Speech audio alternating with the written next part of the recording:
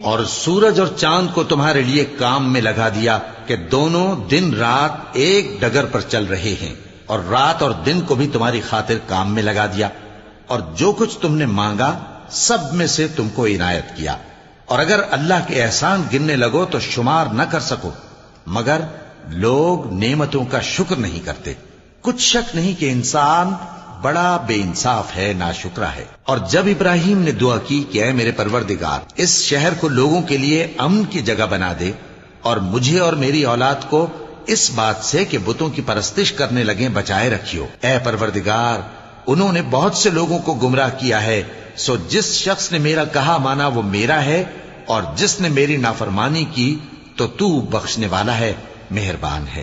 اے پروردگار، میں نے اپنی اولاد ایک وادی میں جہاں کھیتی نہیں، تیرے عزت و ادب والے گھر کے پاس لا بسائی ہے۔ اے پروردگار، تاکہ یہ نماز پڑھیں، سو تو لوگوں کے دلوں کو ایسا کر دے کہ ان کی طرف جھکے رہیں، اور ان کو میووں سے روزی دیتے رہنا تاکہ تیرا شکر کریں۔ اے پروردگار، جو بات ہم چھپاتے اور جو ظاہر کرتے ہیں تو سب جانتا ہے، اور اللہ سے کوئی چیز مخفی نہیں، نہ زمین میں نہ آسمان میں۔